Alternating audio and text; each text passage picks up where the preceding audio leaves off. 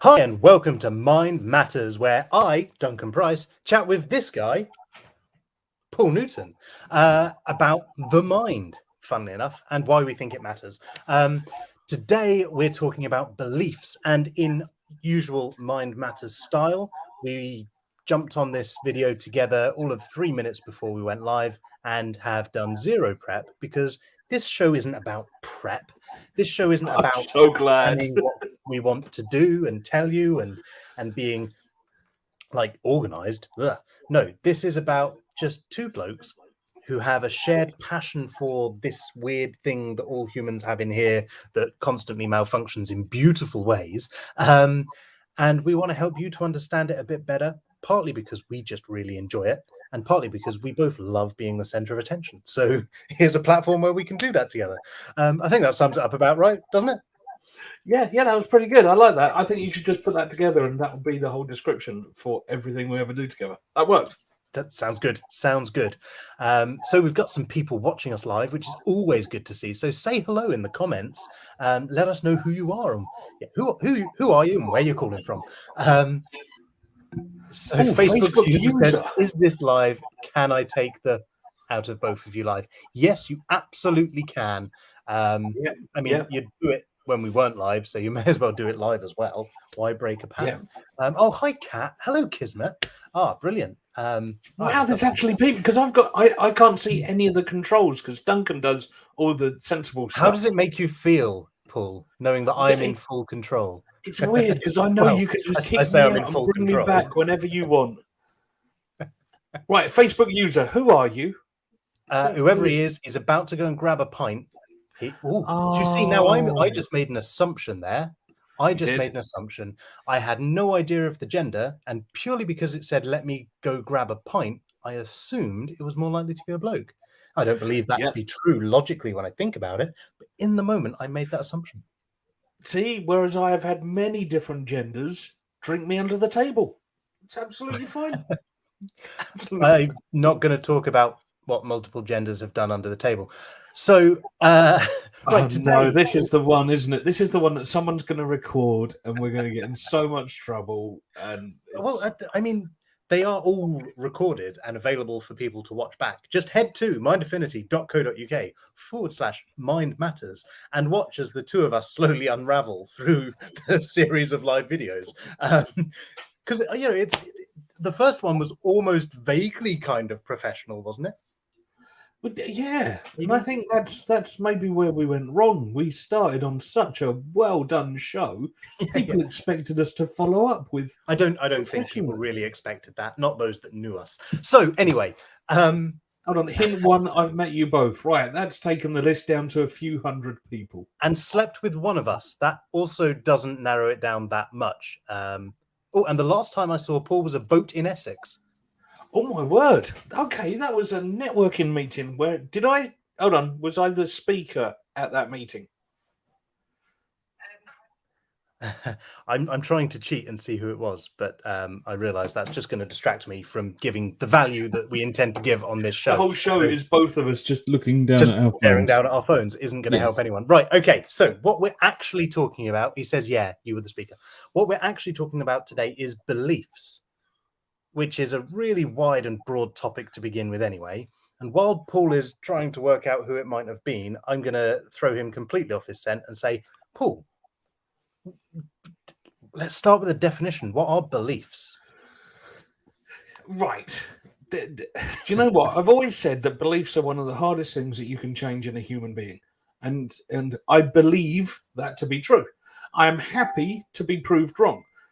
That's where it gets tough because your beliefs are, I think, so deep down and so set in some people. Sometimes they come from what your parents have taught you.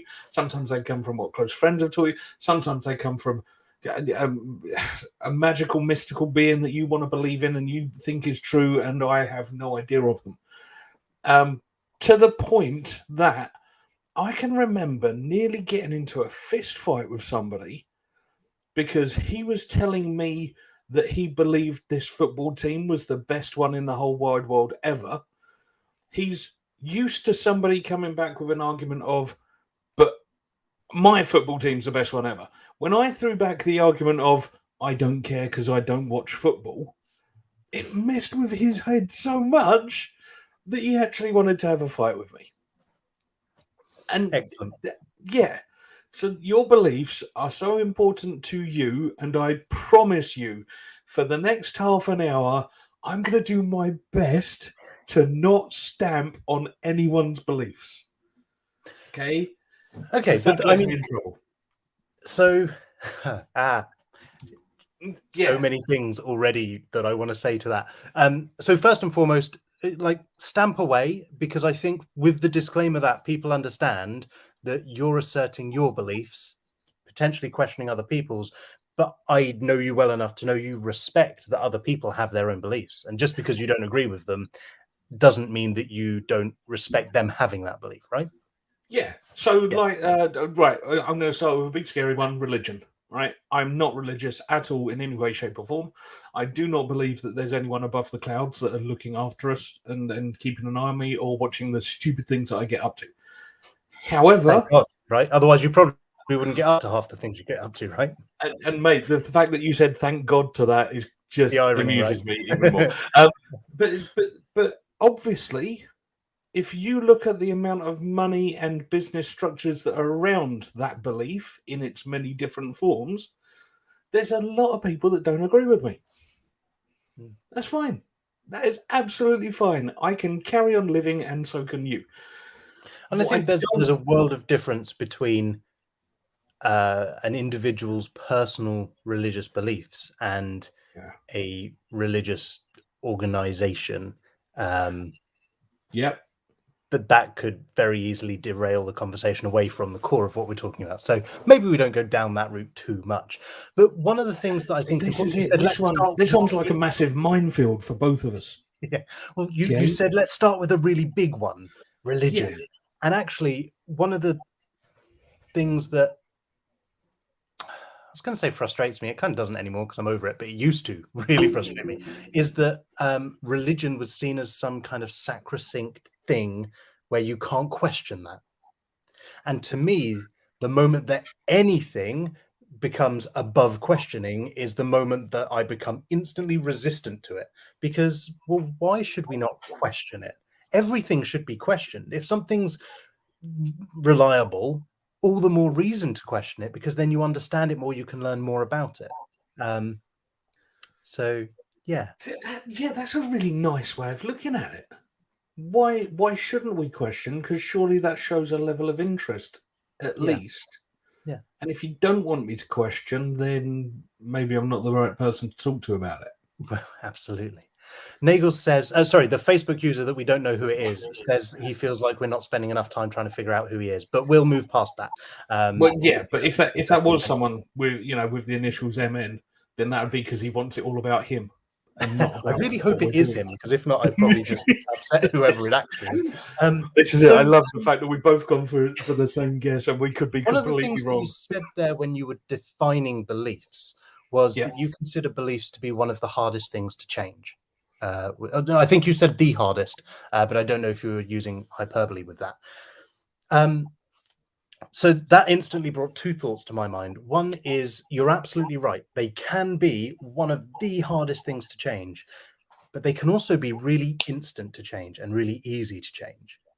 See, but Now, that's got to be such a defining moment when that happens. yes, That's got to be like literally you've been living in a light switch turning on when you thought there was only darkness, kind of thing. and the light switch turning on is a brilliant analogy for it, because that's exactly what it is. The times where I've been working with someone and I've seen that light bulb moment, that sudden change, it is illuminating, because in that moment what's happened is they've realized that they have that belief. Most of the time, those beliefs that we can't change and can't shift and don't shake, it's because we don't even recognize that they are even a belief, let alone that they're a limiting one. Because if we know something's a limiting belief, well, by that point, we've kind of already done half the work towards changing something. So it's Yeah. the ones who don't recognize as beliefs that are the ones that are really have the potential to have a greater impact and hold you back more. So quite often it's actually recognizing where the belief comes from, and therefore quite often how daft it is, because those beliefs come from an emotional learning when we were younger normally, rather than a logical thinking process that's led to those beliefs. Yeah. And often it's not just one thing that you can pinpoint, it's a whole series of things that have just built those beliefs and put them in place. But for me, it's like, particularly those examples that have been built over time, a lot of people come to me thinking, I've been this way for so long, I've spent so long building this up, surely it's going to take a long time to break it back down. But actually, it's more like a tower of cards. It takes a long time, very patiently, to stack everything up, because it's drip feeding lots of little bits and putting it all together to create this wonderful tower of cards. It just takes one swoosh of a cat's tail to knock the whole thing down. And so it's illuminating that card at the bottom, that underlying thing that's led to all of those beliefs. If you can get rid of that one, the whole lot falls. See, this is because I was going to say it's like a brick wall that everyone sees as solid and can't move, but if you start taking each brick down, but then again, that's the long way. You can do that, and sometimes the outer edge and the bottom down, it all just goes anyway. So that's quite quick. Yeah, yeah, I like that. I like your tower of cards and that way of seeing it. Of course you do. You're a magician. You love cards. Yeah, I'm literally sat here thinking about making a tower of cards. There we go. And you're going to turn that idea into a wonderful performance that both entertains and educates, I'm sure. And if you want to know more about that, will be the one to Paul Newton Magic on Facebook. I think thanks, mate. I'm going to go into your comments and just put my website up. It'll be fine. Please do. Or just influence someone else to do it for you, right? Hey, Cara joined us as well. How are you doing? So the other thing with regard to changing those beliefs, you were also talking about how fundamental they are, how they sit. You didn't use this wording, but they sit beneath a lot of other stuff that makes us who we are, right? Yeah. So the way I look at it, I've got a bit of a matrix model that I look at when I'm working with clients, in terms of almost, if you like, it's a model of the psyche, right? It's how we're built, ish. And so the most surface level of usness is the environment, right? Sorry, I love usness. Usness, it's brilliant, right? Yeah, that works. Is our environment, right? So it's the stuff around us. That is the stuff that's probably has the least impact out of everything else that I'm going to go into. We allow it to have a great impact on us, and particularly when it's constant and there all the time, it sure does. But it has the least impact, and is probably the easiest to change or walk away from, or whatever that may be, right? Yeah. Then as you go down through the layers, you've got capabilities, like how good we are at stuff, skills, right? And ultimately, I'll skip ahead because otherwise I'll be here for a while. And then you've got your beliefs, your values. Below that is your beliefs, and it's your beliefs that inform your values, that inform how you act and behave, your behaviors and capabilities, and all of that working upwards. But belief isn't the bottom level. To me personally, there's one layer below it, and that is where, if you can work on that level, suddenly the beliefs become so much more malleable and easier to change, as do the values and the behaviors and the capabilities and everything else that comes from it. So again, using your Tower of Cards idea. Yeah. So what you're really saying is, if this Tower of Cards is 20 levels high, yep, and you work on level 5, you're going to affect everything from 5 to 20. Okay. Much more easily, yes. Perfect. So then, not exclusively, because you can knock the tower below while you're working on that higher level, right? So also you can change your environment and it'll have an impact on the lower levels. But yes. So understanding that has an impact on that, which can impact that, is a great way of looking at it, because then we can start getting to the core of what you said different levels of beliefs as well.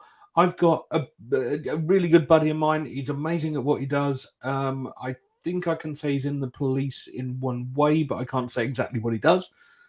But he can walk into a situation that you or I would never walk into, okay? And he can control that situation and take over. And then he looks at me walking on stage and he goes, I can't do that. And it's like, No, you can. No, So, I so really see, can't do that. this is where the levels get confused, right? So we've already spoken about confidence, but I'm going to bring it back to confidence because it's I think it's very relevant here. So the layer that sits below belief, by the way, is self. It's identity. It's who we believe we are, right? Because if Nice. we Yeah. believe we are a certain thing, that's going to inform our beliefs far more than the other way around, right? As I see Right. it. I've just got to say, Duncan, can you just block your ears for a second? Okay. Just trust me. Guys, I'm really here just because I learned stuff from Duncan. Okay. So I like doing this. So I just keep asking questions. If you lot have anything you want to ask, just put it in the comments and I'll ask him. Okay. It's okay. It's okay. You're... Cool. I don't know why I genuinely covered my ears there, but I'm definitely I know, going to have right? to watch That it was back on the brilliant. replay to hear what you were saying about me. But so on that layer of identity, that layer of self. Yeah. So the chap that you're talking about, as is so common, and I see this with so many people, people get confused between, I spoke about the layer of capability, right? That skill Yeah. level, and the layer of identity. They are miles apart in that scale, aren't they? One's right near the top end and one's right at the base. And people confuse the two. So on an identity level, I honestly believe, and hey, you could argue that it's just my belief, and I'm happy to be shown otherwise, but I've not seen anything that disproves it for me yet. But on that fundamental level, we are all born good enough, deserving and willing and absolutely, and we know it as well, right? When you're a baby, if you want feeding, if you want attention, if you want warmth or to cool down or anything at all, you're not afraid to ask for it. You will cry and whinge and until you get what you need. Yeah. Even if you don't know how to communicate it, you'll still yell for it, right? Yeah.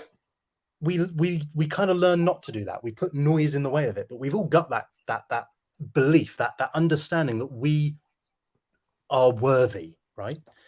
But what happens is we learn that we're not good enough yet on that capability level, right? We're not good Yes. enough at X to achieve Y. And we confuse that and we think if we're not good enough to do the thing we want to do, then we're not good enough on that base level. They're two completely different things. We are all absolutely 100% good enough to be us. In fact, we're the best at being us because no one else can do it. My word, can you imagine someone else pretending to be this? Pass me your trilby. We now And need some to get you a gas. spare trilby and I'll just pass it over. We've said this every episode, We either need to. live or before or after we've gone live. Yeah. We need to make it happen. So yeah, it's that misunderstanding between those two. And actually, I don't know about you, but I want to not be good enough yet on the capability level, because that means that I'm looking at, I want to be able to achieve X by the end of the year, for example.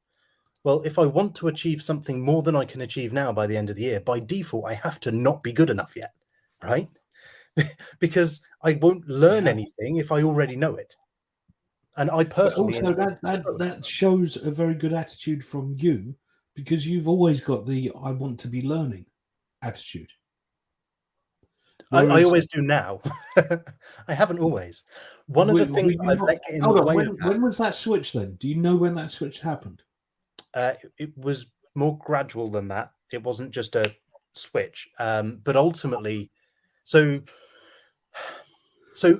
I used to be incredibly arrogant, right? People who've known me a while, not surprised by me saying that. No way. It depends what circles you know me from, but it probably doesn't surprise. Yeah. Anyway, used to be incredibly arrogant, and a big part of that was like a great example of this, and something I still do, but not as bad and not in the same way, is correcting people, right?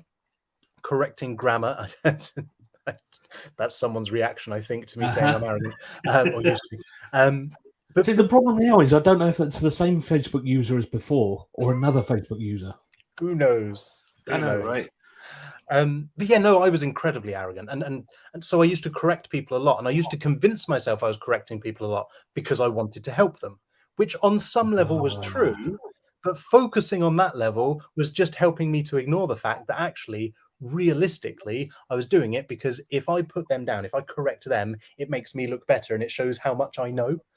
it was important to me to be knowledgeable, to know things, to be more intelligent. And it so isn't now, but it was so important for me to know more than other people. And as a result, that meant I couldn't admit not knowing something. It meant it Yeah. stopped me from asking questions, and it stopped me from learning, and it held me back because I because of a lack of confidence, which anyone who's known me a long time would be more surprised by that, actually, because externally I've always been incredibly confident, but internally it's been a different story, and it was absolutely the arrogance. Well, they fed each other, right? That need to feel superior by being better, and the easiest way I could be better at that point was to not necessarily even be more intelligent, but to articulate my intelligence better, so I seemed more Yeah. intelligent. Yeah. Oh, Anyway, mate, this has become very much about my history.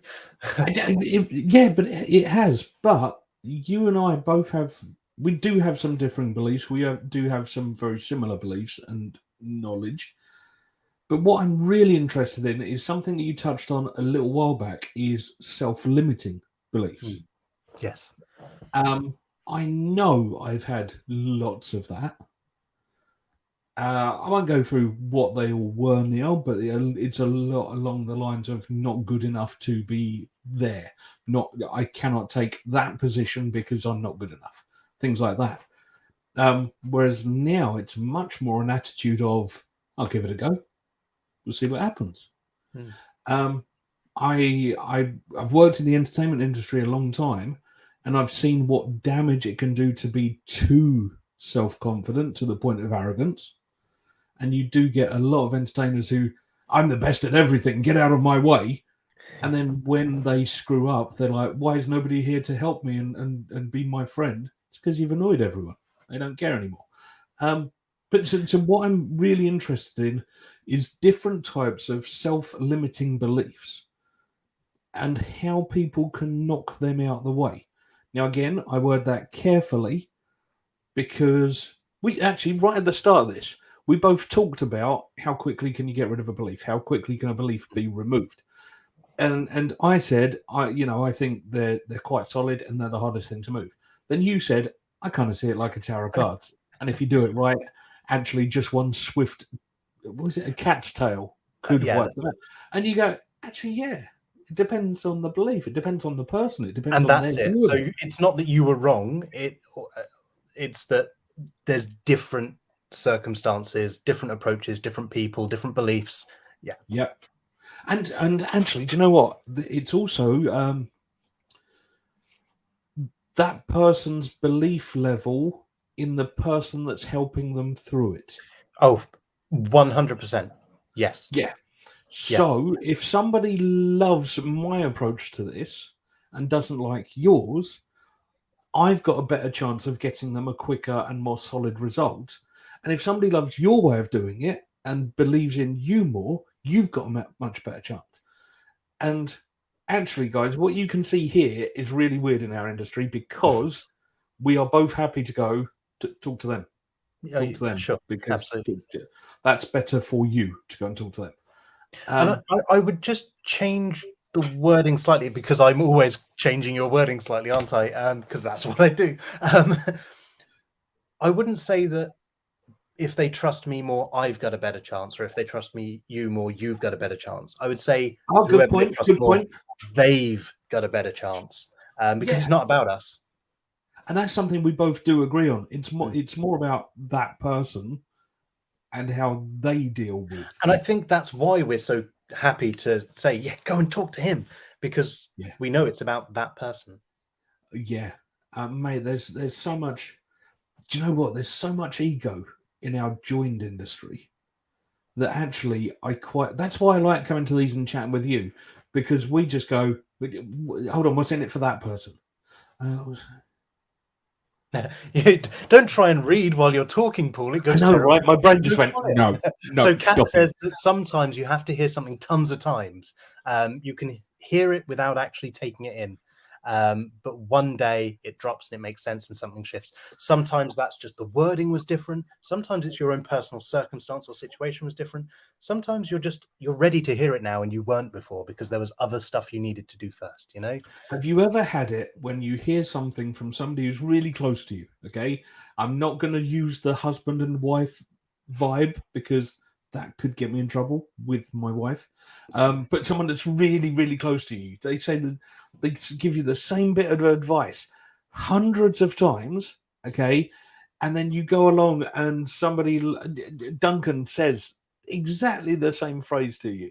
And you go, that's amazing. That just works. That's brilliant. I love that. I'm going to do that. And you can see the person who's told you this hundreds of times going, I told you that. I've already told one of you. the best examples, I'm not going to name the person because that would Just be put it on a bad, note and hold it up. even though it's tempting. But there's one particular person that I speak to very informally, regularly, and he's smart and thinks ahead a lot. But the number of times that I have a conversation and he says, "So I was thinking, and blah blah blah blah blah," and I sit there thinking, "Yes, I said those things to you just a week ago." But do you know what? He will have had those thoughts. He would have taken elements of what I've said, elements of his own thoughts, and he's made it work and put it together. And I'm going, well, yeah, that's what I meant. But actually, that's not what I said. That's what I said, part of it. He needed to hear that, but he needed to mix that with his own stuff. Because that's how we learn, right? We learn by applying something new that we don't understand, seeing how it fits in with something that we do already understand to make sense of it. That's why metaphors and analogies are open. Right. Sorry, very quickly, we've got 4 minutes left. So if you've got a question, whack it in the comments. We've got a half an hour at least. Always feels like it. Always feels like it. Really does. And do you know what? The belief is such a big subject. We've already hit on. Why did we think we could cover it in half an hour? I think we've got to come back to this one again at some point, mate. But Kat makes a great point in the comments about talking with daughter. And again, it's such a tight relationship that it's unbelievable. And then, like you say, Kat, an aunt or an uncle or a grandparent or somebody that they don't see as much, but you know they love them to bits and all the rest of it. They just say the same thing, but in an off the cuff way, and that person takes it in and goes, oh, "It's amazing." Yes, yeah, absolutely. And I mean that partly ties in with what you were saying earlier about. If you believe that person is able to help you, you're more likely to find the help that you need. Yes, Kat, it does. So again, 4 minutes. That's so fast. I had somebody else. No, I'm not going to do anything. I could do it twice in 4 minutes. Right. So thanks, dude. That was awesome. That's it. We've gone now. We are running out of time. We do still have time. Put a question in. If you're watching this on the replay, still ask questions. We'll come back to it. We're quite vain. We like to watch ourselves back, so it's all good. If you want to know more, check out our other videos if you haven't seen them already. I think I've magically just put a link in the comments for you. But head to mindaffinity.co.uk/mind matters. Where you can find out about our upcoming shows. An error occurred. Wait a moment, then try again. Apparently it didn't work. But you can see it anyway. Go there. And you'll be able to see what will you be able to see? All of the past episodes and those that we have scheduled for the future. We're not time travelers. I should check that out and prepare. Well, the funny thing is, the last two we've rescheduled for a different date anyway, because we do that. But do you know what? Again, and people in the comments, please tell me if this is wrong. I quite like that we kind of jump on. It's definitely going to be on a Monday. We try to aim for 4 o'clock. We try to do half an hour, but I normally wreck that, and we end up doing 50 minutes. But it just works, and there's a nice amount of people who come in and ask questions. Speaking of nice questions, Jesse. Thanks, Jesse. Thanks for showing up. I mean, Jesse, we've got like the last minute, left. But That's huge. That is. Is it possible to help someone who doesn't believe they can be helped? And how do you get them to believe? Right. Yes. But it's easiest to do that if they don't feel that you're doing that. So this is where Paul's approach may actually be slightly more effective, or, well, I don't know. This is where Paul will enjoy it more than me, right? Paul's very good at allowing people to think that they're having the idea themselves that Paul wants them to have. That was a really nice way of putting it, mate. Thank you very much. I love You're that. very welcome. My approach would probably take a little bit longer in that situation, and would be very much focused on empowering them to understand what it is that's stopping them realizing that they want to change. Because ultimately, I'm assuming that we're talking about something that helps them overcome a barrier of some kind. They do want to overcome that barrier. So for me, it would be about asking the right questions to help them understand why they think they don't want to, so that they can recognize and realize the actual desire underneath it to change. Paul, I'll let you answer.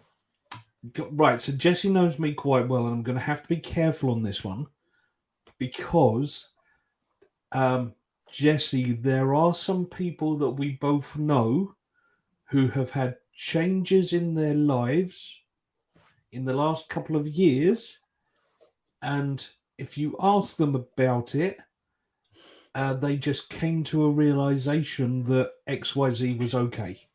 Yep. I know the things that I've dropped in that kind of, this is going to sound horrible, destabilized their original beliefs, and they've moved on and done what they wanted to do. And that's come from some choice questions. But that's where I see, right, in those questions ones. are king here, aren't they? Because it's so much Yeah. more about allowing the person to explore something.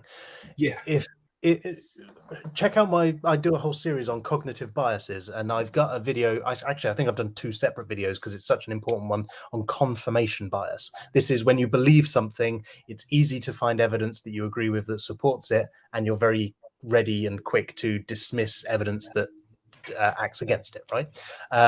So if Paul comes to me and I think that he's got a belief that's limiting him and that's getting him in his way, but he doesn't see it that way and doesn't want to change it, and I say, no, Paul, you're wrong, instantly it's going to put up a barrier and make it more challenging. Now, for someone like Paul, actually being challenged in that way will probably really help him, but by the right person, bad great example. route. Yeah, by the right person, great route. Some people, no. So just a quick bit of admin. Yes, Kat, this is technically October's session. We do them approximately on the last Monday of every month. This time I was in Edinburgh, so we rescheduled. Actually, do you know what, Kat? I'm not going to let him get away with saying he was in Edinburgh. Right? We had a chat a week before it was meant to go out, and we decided it was half term and it was more family time than us doing some work together, which we enjoy doing. But yeah, we both kind of went, no, family time. We're going to enjoy our family time right now, and we put this back a week, and I think it works. You guys don't mind, you know us well enough. So yeah, you'll find that the next one is currently planned for. I'll check when we get off the live with Paul that we're both good for that date still. But it's currently planned for the last Monday of November, and then we probably need to look at where the December one falls, because Christmas is quite a big thing. Christmas. It might be nice to do it in between the Christmas and New Year break. Actually, yeah. But I would need to check with my partner. The wonderful Zoe. Jesse says, do you find there is a difference between thinking it and feeling it? Ooh. For example, I know that some techniques work, but they don't feel like they will work. Ooh. Yes. Good question. Simple answer. Yeah. Moving on. Right. So I believe you guys are exceptional people. How can I confirm that? Just keep watching, and the more you watch us, the more that belief will be confirmed, partly due to your confirmation bias and partly because we are exceptional people. Family time and is modest. important. Never forget how Make modest sure you we put are. that in your diary. Now I know this Facebook user is Michael Nagels, or at least someone else from that particular group. Right. We do need to go, but I'll let you answer this properly. Mate, we've still got another 20 minutes of time. It's fine. Another 20 do you minutes of find there's a overtime. difference between thinking it and feeling it, for example? Yes, I believe there is a massive difference. But you know that some techniques work, but don't feel that they will work. Okay, now you're getting down to the psychology of the person. Okay, because different people learn things in different ways. Different people want to take in information in different ways. And the reality is, you've got to figure out that person, that end user, the person who needs that or wants the change, and find the best way for them. Okay. This is not about the best way that I do it. It's not about the best way that he does it. Sorry, that way he does it. It's the best way for them. And until, I don't know, thanks, mate. That's going to mess me up now. That way, thanks. But until you know that person, it's a really tough call to make. Now, I don't know about you, but I'm in a position now where I can talk to people for a little while and normally work out which option is best for them quite quickly. Yeah. Yeah. So I think that comes down to beliefs, conveniently, just to bring it full circle. Yes. If the a really simple example of this is when I do my self-hypnosis workshops. I do workshops and retreats where I teach people how to use the power of their own subconscious mind in a really fun way that gets amazing results. And on the first evening, which is kind of an introduction, setting the tone, that kind of thing, and giving everyone a chance as a group to experience hypnosis. And I do basically put the whole group into this wonderful, nice, hypnotic, relaxed state. And what I always do is I make a note of the time when it starts and when it finishes. And roughly speaking, gosh, anyone watching is going to know my secret now. But I know how long it's going to take. I won't give the actual numbers. And then I get to the end and I say, how long do you think that was? And the majority of people in the room go, oh, it was about half the time that it actually was normally. Yeah. But interestingly, quite often I have people that say, and this is particularly true when it's one-to-one and I do it in a nice, relaxing and gentle way and allow them to enjoy the experience. Oh, I don't think I was actually asleep. Okay, how long do you think it was? Half the time it actually was. Actually, it was this long. Oh, maybe I was. Yeah. But also, it comes down to the belief that they have, the expectation of what it's going to feel like. Equally, someone can be awake the entire time. A hypnotic trance that's effective doesn't have to be, well, you know as well as anyone else, you don't even need the trance to influence someone.